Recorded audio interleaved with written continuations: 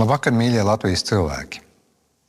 Ir pienācis mirklis pirms kā jauna. Pirms jauniem mērķiem un jauniem darbiem. Pirms jauniem sapņiem. Ar prātu jau mēs saprotam, ka dzīve var mainīt jebkurā dienā.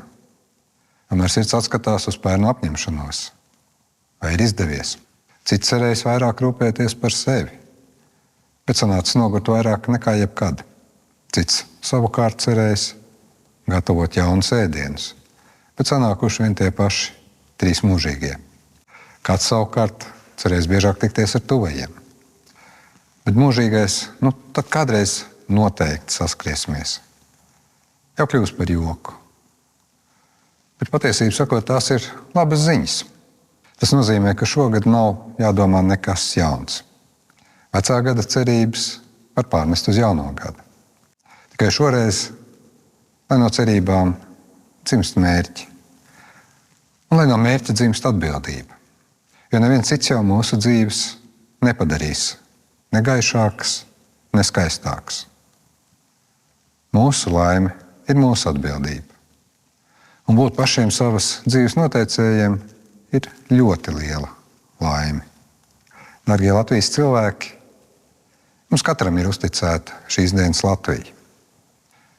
Tā ir kaut kas lielāks un skaistāks par dāvanu zem svētku eglītes. Gadumī paies, svētku čalis pierims.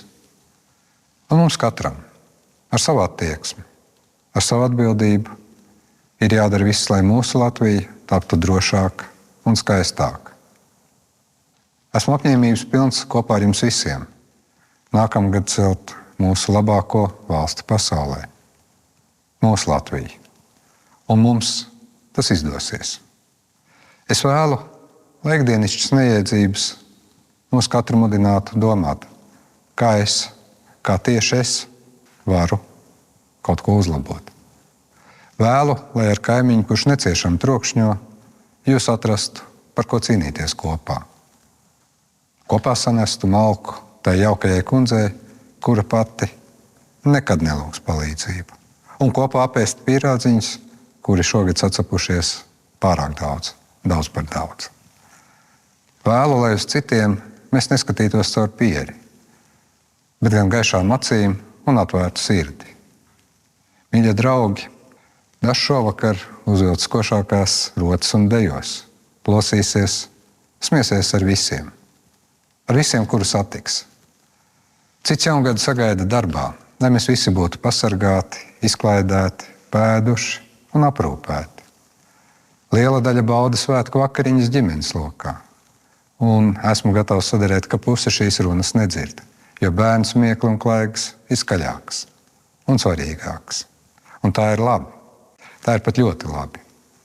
Daudzi jauno gadu sagaida vienatnē mājās.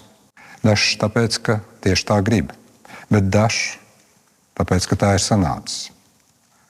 Domāsim viens par otru, pieskatīsim viens otru un rūpēsimies par tiem, kas nav mēs, bet ir mūsējie. Darīsim to ikdienu. Nemeklēsim atšķirīgo, tā mums ir gan. Bet kā pašsaprotam, uztversim labu vārdu, smaidu un uzmundrinājumu.